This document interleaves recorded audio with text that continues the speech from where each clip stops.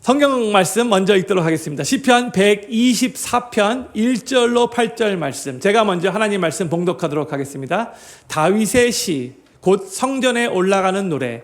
이스라엘은 이제 말하기를 여호와께서 우리 편에 계시지 아니하시고 사람들이 우리를 치러 일어날 때에 여호와께서 우리 편에 계시지 아니하셨다면 그때에 저희의 노가 우리를 대하여 맹렬하여 우리를 산채로 삼켰을 것이며 그때에 물이 우리를 엄몰하며 시내가 우리 영혼을 잠갔을 것이며 그때에 넘치는 물이 우리 영혼을 잠갔을 것이라 할 것이로다.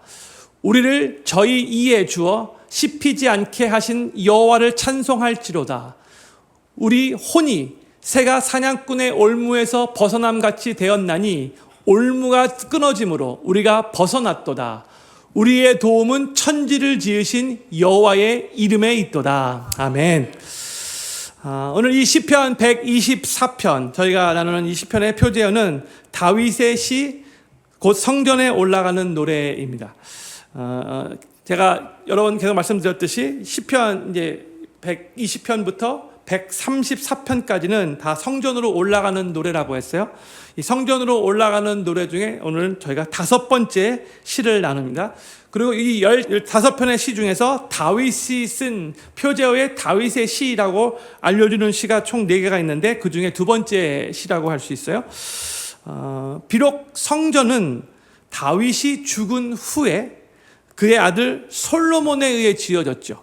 그렇지만 다윗이 쓴 이 시편 124편이 성전으로 올라가는 노래로 불리게 된 것은 후에 이스라엘 백성들이 이제 예루살렘 성전으로 향하는 그 순례자의 길에서 이 시편의 고백이 정말로 적절하다라고 여겨졌기에 이제 이 시는 후에 성전에 올라가는 노래, 그 묶음 가운데, 그 모래 가운데 포함되어 지금 널리 불리고 있습니다.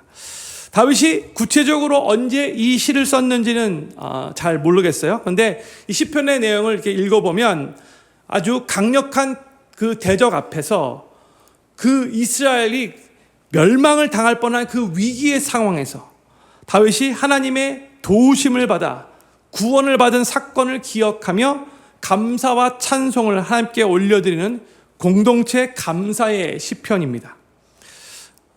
그러니까 성경이 기록될 때 제가 지난 주일에도 말씀드렸지만 어떻게 보면 다윗이 모든 전쟁을 쉽게 승리한 것처럼 보이겠지만 이런 시편들의 내용들을 살펴보면은 아니에요. 어마어마하게 힘든 위기의 상황을 통과하고 결국 하나님의 은혜와 도우심으로 승리한 전쟁들이 꽤 많이 있다는 것을 우리가 알면 좋을 것 같아요.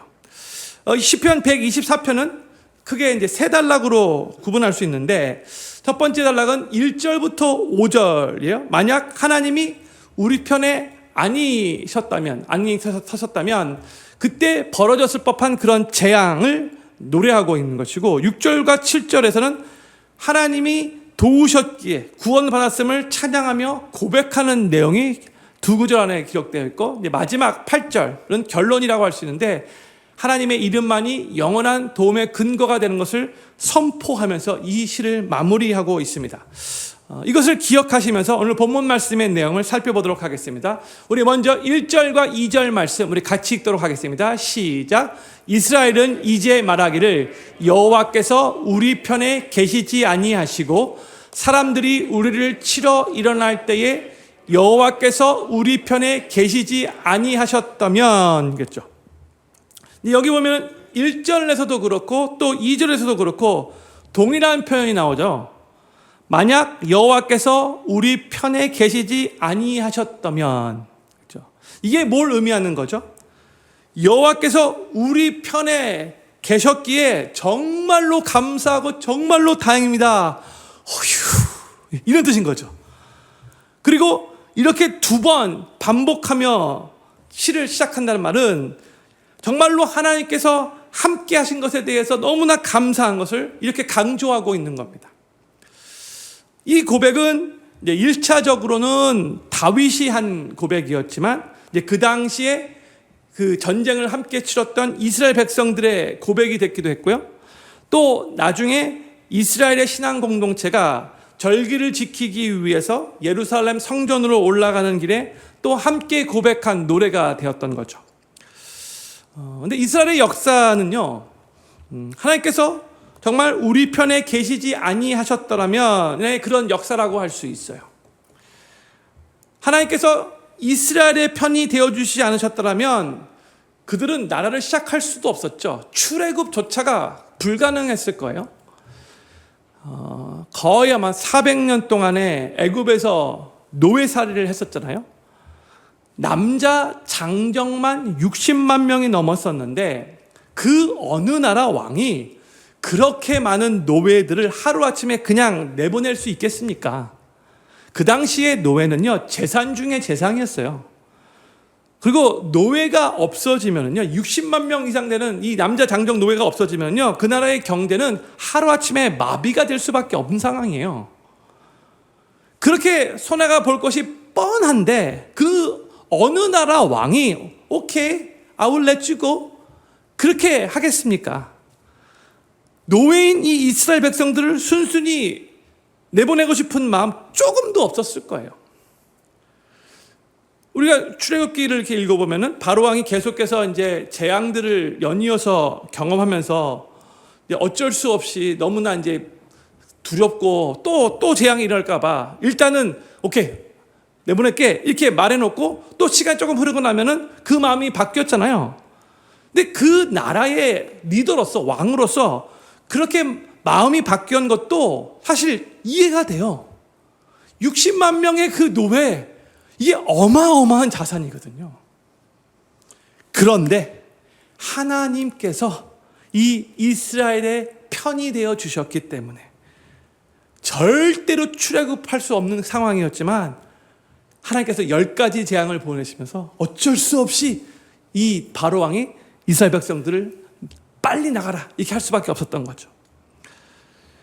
또한 하나님께서 이스라엘의 편이 되어주시지 않으셨다면 홍해가 갈라지는 역사도 불가능했을 거예요. 또 40년 동안 광야 생활도 마찬가지예요. 아침마다 이 200만 명이 넘는 이스라엘 백성들이 하루도 굶주리지 않도록 계속해서 만나가 아침마다 내렸죠.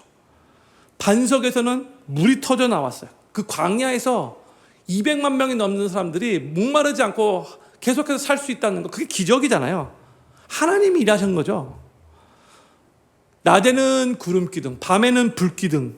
하나님이 계속해서 이들을 인도하셔서 낮에는 덥지 말라고 구름 기둥으로, 밤에는 춥지 말라고 불 기둥으로 하나님의 섬세한 인도하심이었죠.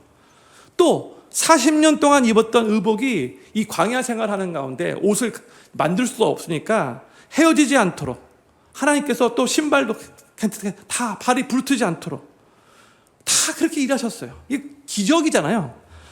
이 모든 것이 하나님께서 이스라엘의 편이 되어주시지 않으셨다면 불가능했던 일들이죠. 가나안 땅에 들어갈 때도 그들이 이제 요단강을 건너야 했잖아요. 근데 그때가 우기였어요. hermon산에서 계속해서 이제 물이 쭉쭉 떨어져가지고 그 요단강이 아주 가장 그 높이가 최고지로 높은 때였어요. 그러니까 이 건너갈 수 없는 상황이에요. 아주 거세게 요단강이 흘렀거든요.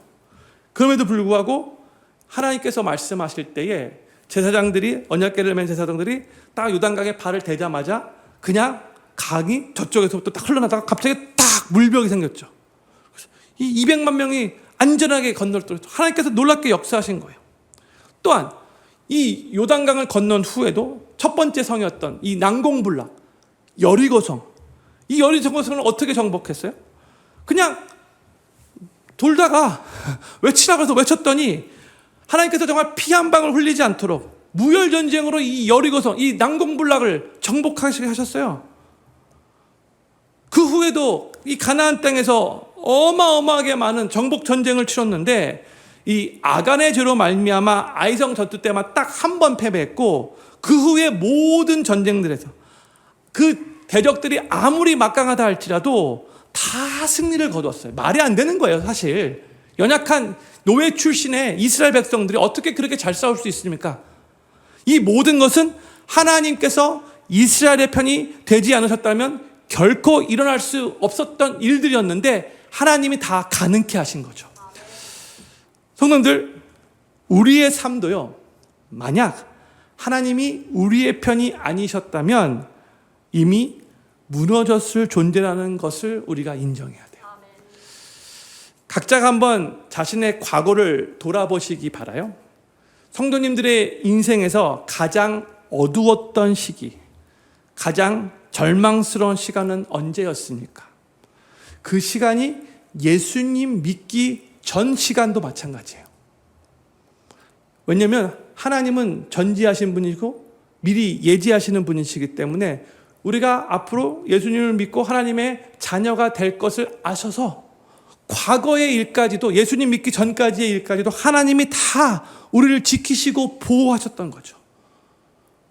그때부터 하나님이 우리를 인도하신 거예요. 가장 선하게 인도하신 거예요. 그때 분명히 무너질 수밖에 없는 순간이었겠지만 그때 누가 우리 성도님들의 삶을 붙잡고 신실하게 인도하셨는가? 바로 우리 하나님이신 거죠. 이스라엘 백성들을 그렇게 인도하신 하나님께서 이스라엘 백성들의 편이 되셔서 이스라엘 백성들이 정말 놀라운 기적들을 계속해서 경험하며 승승장구하며 계속해서 하나님의 백성으로서 살아갈 수 있게 하셨던 것이 하나님이신데, 마찬가지로 하나님이 우리의 삶에도 그렇게 일해 오셨다는 것을 믿으시기 바랍니다. 그러면 이제 한 가지 질문을 하셔야 돼요. 이런 설교가 계속해서 이제 들릴 때 성도님들 꼭 질문을 하셔야 돼요. 그러면 왜 하나님은 하나님의 백성들의 편이 되시는가? 이걸 정말 잘 이해하시면 좋을 것 같아요. 이걸 조금 신학적으로 어떻게 보면 좀 길게 설명하는 게 오해 소지가 없지만 그냥 오늘은 그냥 짧게만 설명할게요. 하나님이 우리 편, 하나님의 성도들인 우리 편이 되시는 이유는 우리가 완전해서도 아니고 우리가 뛰어나서도 아니죠. 하나님께서 먼저 은혜로 우리와 언약을 맺으셨고 그 언약에 신실하시기 때문인 거예요. 이게 이제 정답인 거예요. 요건 꼭 이제 이해하셔야 돼요. 근데 이제 우리는 이제 신학 시대를 살아가고 있잖아요. 신학 시대를 살아가는 우리 크리스천들은 예수님께서 십자가에서 흘리신 보혈로 우리의 죄를 다 깨끗하게 사하셨고 그 구속의 은혜를 믿는 자마다 하나님의 언약 백성이 되었어요. 구약의 언약 백성들과 신약의 언약 백성들의 그 차이가 조금 다른 게 딴 게 아니라 어떻게 언약 백성이 되었는가가 다른 거예요. 우리는 예수 그리스도의 십자가의 보혈의 은혜로 언약 백성이 된 거예요. 그리고 그 후에 하나님께서, 그때 바로 그 순간에 하나님께서 우리를 하나님의 편으로 부르셨기 때문에 우리는 이제 하나님 편에 서 있는 자가 된 거예요. 그 영적인 존재가 된 거예요. 성도님들, 예수님을 믿는 것이 얼마나 큰 축복인지 모르겠어요. 정말로 예수님 믿기 전에는 쪽박 인생인데 예수님 믿고 나서 대박 인생으로 바뀐 거예요. 하나님이 온 우주 만물을 창조하신 그 창조주 하나님이 우리 편이래요. 너무너무 감사하죠.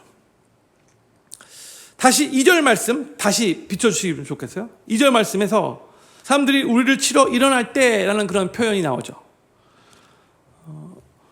오늘날 우리의 삶에도 이 2절의 표현을 그대로 이제 사용하자면 우리를 치러 일어나는 사람들이 여러 형태로 나타나요. 여러 형태로. 우리에게 사탄의 유혹이나 정죄, 의심, 우울함과 같은 영적인 공격이 있을 수 있죠. 또한 사회적인 압박과 엄청나게 큰 스트레스가 있을 수도 있어요. 또한 관계에서 오는 갈등으로 인한 정서적 위협이 있을 수 있고요. 또한 자기 연민이나 죄책감 혹은 실패감 등의 그런 내면의 싸움이 있을 수 있어요. 이게 다 오늘 2절 말씀을 그대로 인용하자면 우리를 치러 일어나는 사람들이라고 할 수 있어요. 그런데 이 모든 위협 속에서 만약 하나님이 개입하시지 않으셨다면 우리는 이미 무너졌을 거예요. 지금 우리가 버티면서 이렇게 신앙생활하고 있는 이유는 우리의 실력 때문이 아니라 하나님의 은혜 때문이라는 것을 믿으시기 바랍니다. 하나님이 은혜로 우리를 인도하시기 때문이에요. 오늘날 우리가 이 자리에서 하나님께 예배드리는 바로 그 이유도 오직 하나, 하나님이 우리 편에 계시기 때문인 거예요. 하나님이 우리 편이시기 때문에. 저는 여기 계신 모든 필그림교회 성도님들이 과거뿐만이 아니라 오늘도 우리의 편이 되셔서 우리를 도우시는 우리의 하나님을 항상 마음에 새기시고 기억하시기를 바라고, 그 하나님의 신실하신 은혜에 깊이 감사하시면서 그 은혜에 합당하게 믿음으로 살아가시게 되기를 우리 구주 예수님의 이름으로 간절히 축원합니다.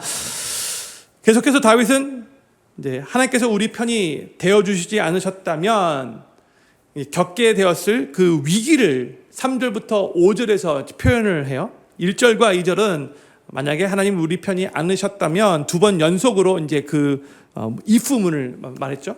그리고 나서 이제 3절부터 5절까지 어떤 일이 일어날 수 있었을까 이렇게 표현을 하고 있어요. 3절부터 5절까지 천천히 같이 읽겠습니다. 시작. 그때에 저희의 노가 우리를 대하여 맹렬하여 우리를 산채로 삼켰을 것이며, 그때에 물이 우리를 엄몰하며 시내가 우리 영혼을 잠갔을 것이며, 그때에 넘치는 물이 우리 영혼을 잠갔을 것이라 할 것이로다. 아멘. 다시 3절 비춰주세요. 3절부터 5절에서 이제 매 구절마다 그때에를 반복해서 3번씩이나 3절, 4절, 5절 말하고 있죠. 이것은 하나님께서 우리 편이 되어 주셨다는 것을 정말로 아주 많이 감사하면서 강조하는 말이에요. 3절을 보시면요, 하나님께서 우리 편이 되어 주시지 않으셨다면 저들의 노가, 그러니까 대적들을 말하는 거죠. 이스라엘 백성들의 대적들, 저들의 노가 우리를 산채로 삼켰을 것이다 이렇게 말하고 있어요. 이 삼키다의 문자적인 뜻은 뭐예요? 씹지 않고 그냥 한 입에 먹어버리다 그런 뜻이잖아요. 그렇죠? 꿀꺽 삼키다. 그렇죠? 제가 그 페이스북에 이렇게 영상에 가끔씩 동물의 왕국 그 영상이 뜰 때 있어가지고 보게 되는데, 알고리즘 때문에 계속 많이 뜨는 것 같은데, 이 동물의 왕국 그 영상 같은 걸 보잖아요. 그러면 맹수가 다른 짐승들을 잡아먹는 모습들이 종종 나와요. 그렇죠? 어떨 때는 와, 어떻게 저게 조그만 몸인데 큰 먹이를 삼킬 수 있을까 이런 생각이 들 정도로 큰 먹이도 그냥 꿀꺽 삼키는 경우도 있어요. 성도님들, 뱀이 어마어마하게 더 큰 짐승을 삼켜가지고 긴 뱀이 그냥 배가 볼록 나온 그 장면, 그 영상 보신 적 있으십니까? 안 보셨어요? 다들 성경만 읽으시나요? 뱀도 그렇고 악어도 그렇고 엄청나게 큰데 그냥 딱 삼켜버리는 거죠. 그리고 이제 삼켜버리는 순간 이제 죽게 되는 거죠. 근데 다윗은요, 하나님께서 편이 되어 주시지 않으셨다면 이 이스라엘 백성들은 저 대적들로 인해, 그 대적들의 화로 인해, 앵거로 인해, 그 분노로 인해 먹잇감이 되었을 거라고, 산채로 삼킴을 받았을 거라고 이렇게 고백을 하고 있어요. 그만큼 전쟁에서 패배하는 줄 알았다는 거죠. 또한 4절과 5절에서 하나님께서 또 자신들의 편이 되어주시지 않으셨다면 물의 잠기움을 당했을 거라고 이렇게 말하고 있어요. 이 팔레스타인 지역은요, 비가 많이 오는 지역은 아니죠. 그럼에도 건기하고 우기가 뚜렷해요. 그곳은요. 그래서 건기에는 거의 대부분 이제 마른 땅인데, 우기에는 뭐 12월 달, 1월 달, 2월 달 정도가 이제 우기라고 하는데, 가끔씩 이제 순식간에 물이 엄청 비가 와서 범람하게 되어 실제로 사람들의 생명을 위협하는 경우들이 있었다고 해요. 그 땅에서. 그래서 이게 그것을 생각하면서 이렇게 표현을 하고 있는데, 근데 5절 비춰주세요. 5절 보면은 한국말로는 이제 넘치는 물이라고 번역되었고, 영어로는 the raising waters라고 번역되었는데, 이 히브리어 원어를 보잖아요. 그러면 이 넘치는 raising이라는 뜻을 갖고 있는 이 히브리어 원어가 제돈이라는 제돈. 그런데 이것은 거만한, 성낸, 맹렬한 뜻을 가지고 있는 단어예요. 그리고 성경 전체에서 66권 전체에서 이 시편 145편 5절에서만 딱 한 번 나오는 단어라고 해요. 근데 학자들은 이 단어가 이제 저항할 수 없는 고통, 죽음의 지경까지 이르게 하는 힘을 나타내는 단어라고 합니다. 그러니까 인간의 힘으로는 통제할 수 없는, 도저히 맞설 수 없는 거대한 힘을 의미한다는 거죠. 그러니까 이 5절을 저희들이 지금 살고 있는 현대의 용어로 바꿔서 말한다면 이렇게 말할 수 있을 것 같아요. 하나님께서 우리의 편이 되어주시지 않으셨다면 쓰나미가 우리의 영혼을 잠갔을 것이다. 그렇죠? 지금으로 생각할 때 쓰나미가 딱 저 편에 딱 맞는 것 같아요. 뭐 어떻게 할 수가 없어요. 쓰나미가 한번 탁 불어치면 그냥 다 잠겨버리고 다 그냥 죽어버리는 거죠. 그렇죠? 성도님들, 우리 인간은 정말 연약한 존재이기 때문에 아무리 막 발버둥 치고 애쓰고 발악을 해도 정말 하나님의 도우심이 없으면 쉽게 한순간에 삼켜지고 또 잠겨질 수밖에 없는 존재라는 것을 항상 기억해야 돼요. 그게 바로 우리예요. 우리 인간은 본질적으로 약하고요, 무기력해요. 그래서 외부의 위협이나 또 각자 내면의 그 감정의 그 무너진 그때, 또 죄의 물결 앞에서, 그러니까 유혹이 딱 다가올 때, 많은 때 그 유혹 앞에 무너질 때가 많이 있는데 쉽게 우리는 휩쓸리고 속수무책일 수 있다는 거 우리 항상 인정해야 돼요. 오늘 내가 승리했어도 내일 곧바로 무너질 수 있는 게 바로 우리죠. 그런데 그럼에도 불구하고 우리가 계속해서 하나님의 백성으로서 건재하게 지금 살아가고 있는 이유는 우리가 강해서도 아니고, 우리가 똑똑하고 지혜로워서도 아니고, 우리가 인생을 잘 준비하며 살아서도 아니고, 혹은 우리가 운이 좋아서도 아닌 거예요. 하나님께서 친히 우리를 막아주시고 하나님이 보호해주고 계시기 때문에, 하나님이 친히 우리의 편이 되어주시기 때문에 저 대적들의 분노에도 삼켜지지 않는 것이고, 넘치는 그 물결, 우리 삶에 일어나는 그런 고난 속에서도 잠겨지지 않는 거예요. 하나님의 은혜인 거예요.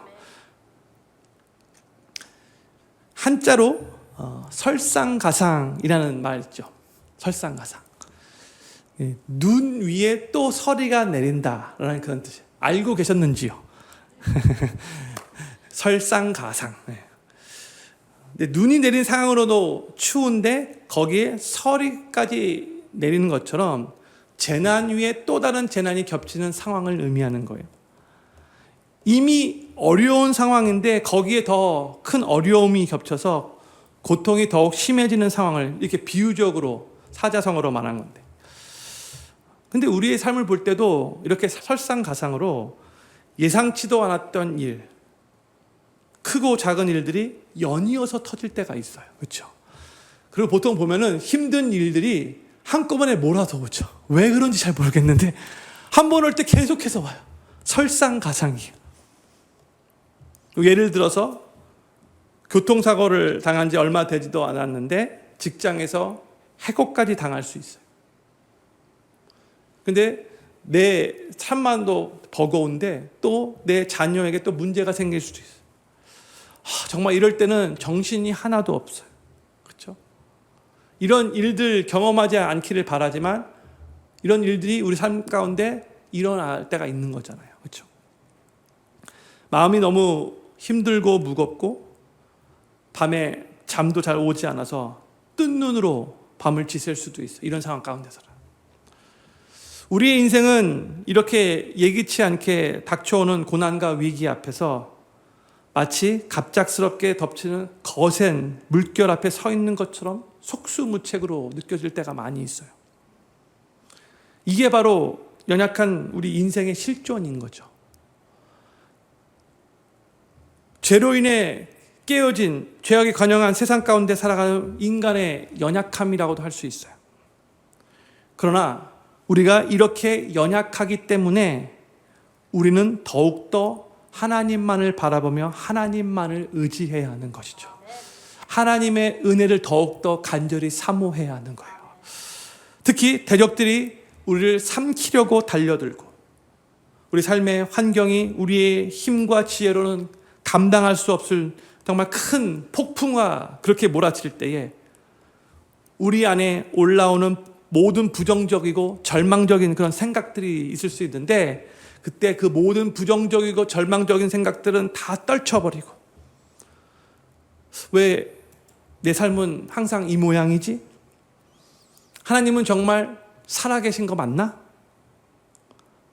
이러다가 내 삶 완전히 망가지는 거 아니야? 또 실패하고 또 엉망이 되는 거 아니야? 이러한 비관적인 생각들이 들 수 있는데 이런 생각들 단호하게 거절해야 돼요.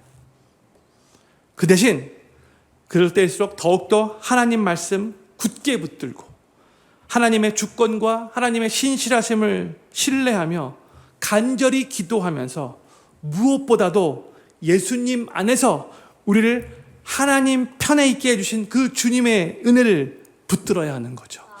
그것이 우리가 해야 할 일인 거예요. 그리고 담대하게 계속해서 믿음으로 고백할 수 있어요. 하나님은 지금도 내 편이시다. 그 누가 뭐라 할지라도 내 상황이 어떠하다 할지라도 하나님은 여전히 내 편이시다. 내가 착해서도 아니고 내가 잘나서도 아니고 내가 똑똑해서도 아니에요. 예수 그리스도의 그 보혈로 인한 언약 때문인 거죠.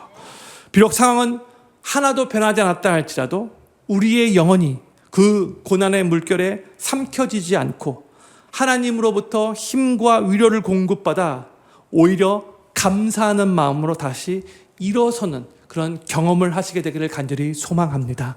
저는 필금교회 모든 성도님들이 세상이 우리를 삼키려고 하고 우리의 능력으로는 도저히 감당할 수 없는 그 고난의 큰 물결이 몰려온다 할지라도 모든 부정적인 생각들을 다 떨쳐버리고 여전히 하나님은 나의 편이 되신다는 것을 고백하시면서 고난의 물결 앞에서도 하나님만을 피난처로 삼으시고 하나님께 피하심으로 인해 모든 시련을 견디시며 마침내 주님의 은혜 가운데 넉넉히 승리하시게 되기를 우리 구주 예수님의 이름으로 간절히 축원합니다. 1절에서 5절까지는 하나님께서 우리의 편이 되어주시지 않으시고 지켜주시지 않으셨다면 큰일 날 뻔했다며 하나님의 은혜에 감사한 표현을 했다면 이제 6절부터 7절에서는 하나님께서 구체적으로 어떻게 도와주셨는지를 노래합니다. 먼저 6절 말씀 같이 읽겠습니다. 시작. 우리를 저희 이에 주어 씹히지 않게 하신 여호와를 찬송할지로다 했어요. 여기서 하나님을 찬송할지로다 라고 말하면서 그 이유를 아주 리얼한 표현으로 말해주고 있죠. 그 이유가 뭐냐면 우리를 저희 이에 주어 씹히지 않게 하셨다는 거죠. 아까도 삼킨다라는 표현이 나왔는데 여기서는 씹힌다는 표현이 나왔어요. 그러니까 하나님은 우리를 저희에게 먹잇감으로 주지 않으셨다라는 거죠. 제가 또 다시 한번 동물의 왕국 이야기를 할 수밖에 없는데 여러분 혹시 이런 장면 보셨는지요? 맹수에 의해서 꽉 잡혀가지고 먹잇감이 될 수밖에 없었던 동물인데 극적으로 피해서 도망가서 죽지 않게 되는 장면. 그런 장면들도 많이 나와요. 근데 그 당시 고대의 전쟁에서는 전쟁에서 승리한 나라는 전쟁에서 패배한 나라에 대해 뭐 긍휼히 여기는 마음이나 동정심 같은 거는 거의 없어요. 그런 걸 찾아보기가 힘들어요. 패전국은 재산과 가축들을 전리품으로 다 빼앗기고요. 전쟁에서 붙잡힌 사람들은 그냥 처참하게 노예가 되는 거예요. 그게 그 당시의 문화예요. 다들 그렇게 생각하고 전쟁에 임하는 거예요. 다윗은 이스라엘 백성들이 그렇게 될 수도 있었던 그 위기에서 하나님께서 은혜로 구원해 주셨다라고 지금 이렇게 고백을 하고 있는데 너무나 리얼하게 저들에게 씹히지 않게 해주셔서 감사합니다 이렇게 표현하고 있는 거예요.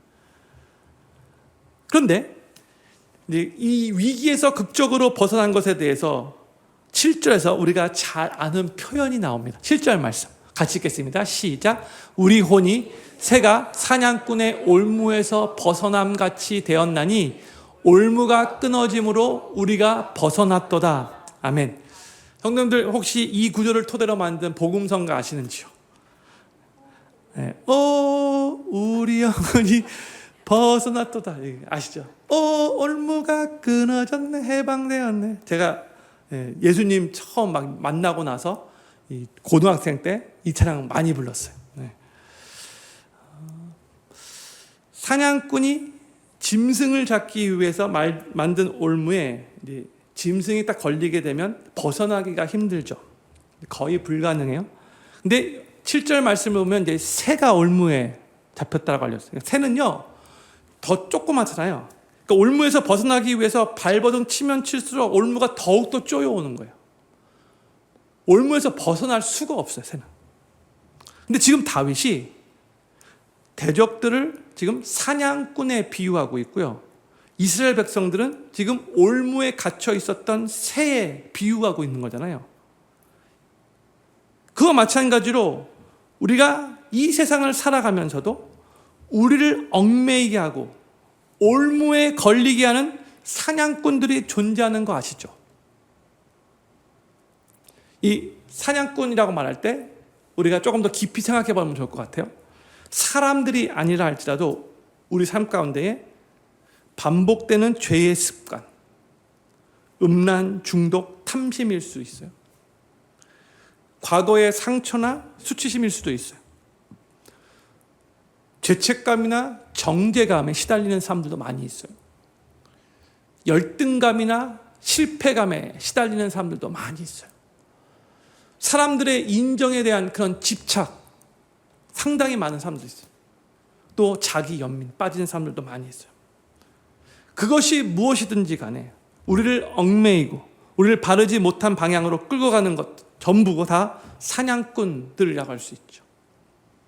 사냥꾼들이 딱 쳐는 그런 올무, 덫일 수 있어요. 그런데 이런 올무에 매었던 것과 같았던 새가 그 올무에서 벗어났다라고 선포하고 있어요. 근데 그 이유가 뭐냐면 올무가 끊어졌기 때문이래요. 7절 말씀 다시 한번 보세요. 올무가 끊어졌대요. 올무가 저절로 풀린 것이 아니라 끊어진 거예요.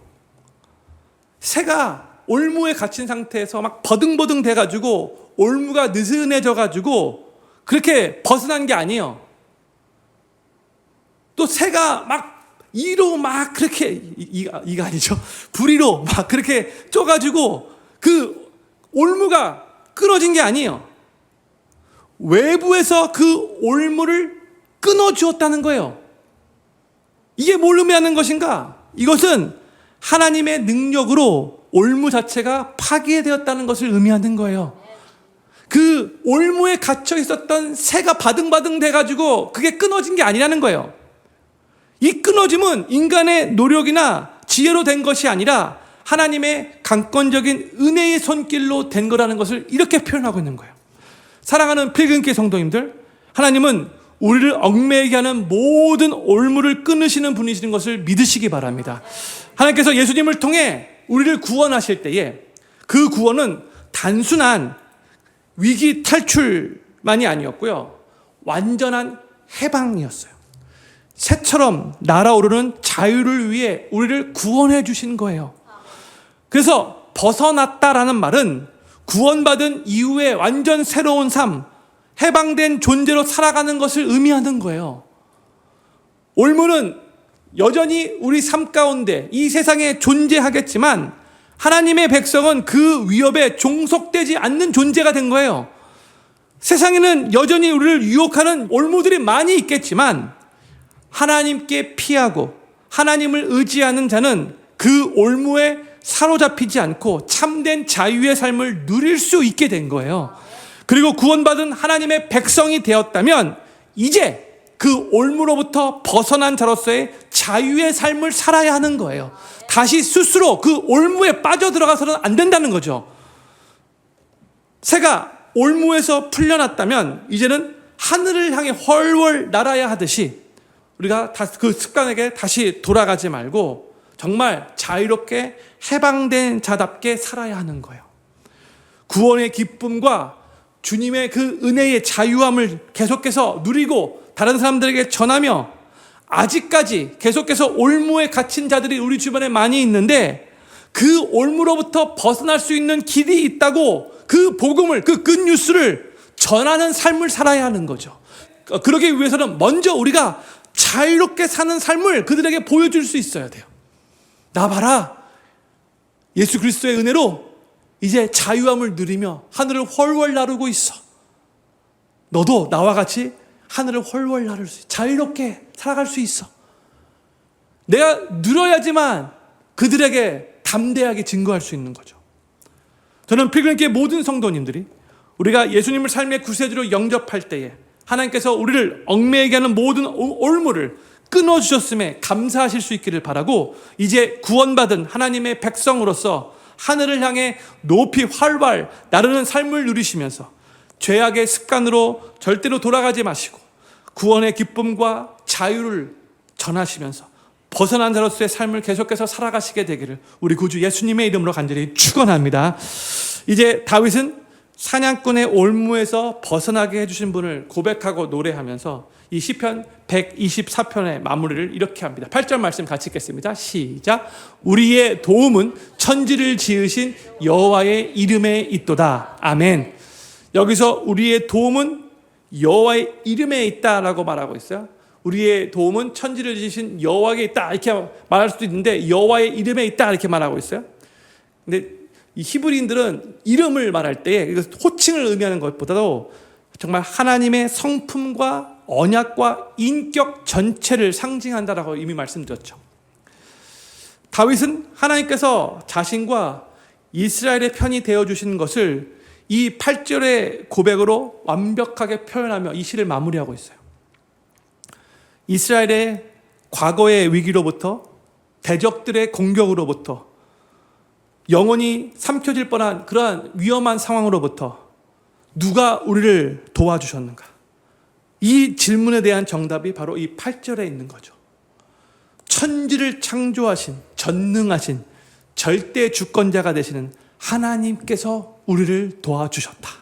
이 하나님이 우리의 편이 되셔서 우리를 도우신다면 우리가 두려워할 필요가 전혀 없는 거죠. 창조주 하나님이 우리를 도와주신다는 이 믿음은 어떠한 위기와 고난 속에서도 흔들리지 않는 확신의 근거가 됩니다. 하나님의 도우심은 과거에만, 성경 속에서만 있는 것이 아니라 오늘도 또한 내일도 여전히 유효합니다. 우리 하나님은 지금도 우리의 삶과 우리의 가정과 우리의 생업과 우리의 교회와 모든 사역의 현장에서 우리를 도우시는, 살아서 역사하시는 하나님이십니다.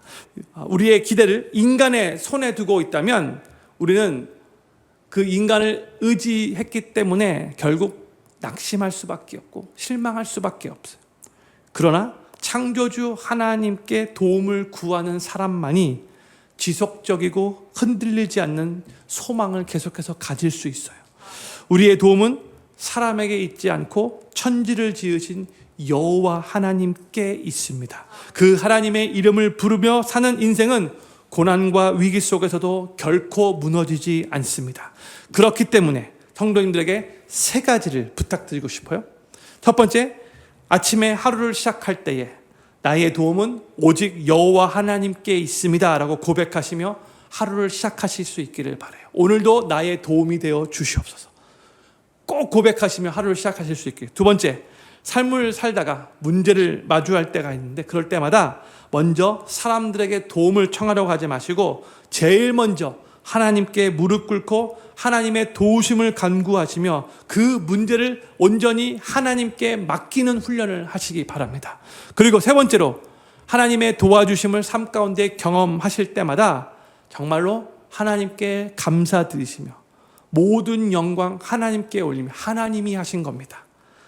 사람이 한 게 아니고 하나님이 하신 겁니다. 하나님께 영광 올려드리며 또 주변에 있는 사람들에게, 가족들에게, 교회의 성도들에게 꼭 살아서 역사하신, 나를 도와주신 그 하나님을 간증하시기를 바랍니다. 저는 필그림교회 모든 성도님들이 천지를 지으신 여호와 하나님께서 우리의 편이 되셔서 우리의 도움이 되심을 정말 특권으로 여기시며 깊이 감사하실 수 있기를 바라고, 하루를 시작하시면서 우리의 도움은 오직 하나님께 있음을 매일 고백하시고 문제를 마주할 때마다 제일 먼저 하나님 앞에 나와 무릎 꿇고 도움을 구하시며 하나님의 도우심을 받았을 때는 계속해서 사람들에게 간증하고 하나님 앞에 모든 영광 올려드리는 삶을 살아가시게 되기를 우리 구주 예수님의 이름으로 간절히 축원합니다. 기도 제목 4가지 읽고 기도하는 시간 갖도록 하겠습니다. 첫 번째 기도 제목입니다. 오늘도 우리 편이 되어 우리를 도우시는 하나님을 기억하게 하시고 그 신실하신 은혜를 깊이 감사하며 그 은혜에 합당한 믿음의 삶을 살아가게 하소서. 두 번째, 세상이 우리를 삼키려 하고 우리의 능력으로는 도저히 감당할 수 없는 고난의 큰 물결이 몰려올 때도 모든 부정적인 생각들을 떨쳐버리고 여전히 하나님은 나의 편이 되심을 고백하며 하나님만을 피난처로 삼게 하소서. 하나님께 피함으로 모든 시련을 견디며 마침내 주님의 은혜 가운데 넉넉히 승리하게 하소서. 세 번째, 우리가 예수님을 삶의 구세주로 영접할 때 하나님께서 우리를 얽매이게 하는 모든 올무를 끊어주셨음에 감사하게 하소서. 이제 구원받은 하나님의 백성으로서 하늘을 향해 높이 날아오르는 자유의 삶을 누리며 죄악의 습관으로 돌아가지 않고 구원과 기쁨과 자유함을 전하며 벗어난 자로서의 삶을 살아가게 하소서. 마지막 네 번째, 천지를 지으신 여호와 하나님께서 우리의 도우심이 되심을 특권으로 여기며 깊이 감사하게 하소서. 하루를 시작하면서 우리의 도움은 오직 하나님께 있음을 매일 고백하고 문제를 마주할 때마다 제일 먼저 하나님께 무릎 꿇고 도움을 구하며 하나님의 도우심을 사람들에게 계속 간증하게 하소서. 오늘 말씀 생각하면서 다윗이 이스라엘 백성들이 정말로 큰 위기 가운데 이 전쟁에 패배할 수 했었는데 하나님의 그 은혜로 이스라엘 편이 되신 그 하나님으로 말미암아 승리하고 기뻐하는 이 고백을 한 것 같이 정말 우리도 바로 하나님이 우리의 편이 되신 것에 대해서 감사하는 마음으로 이 4가지 기도 제목을 놓고 하나님 앞에 기도하는 시간 갖기를 원합니다. 기도하겠습니다.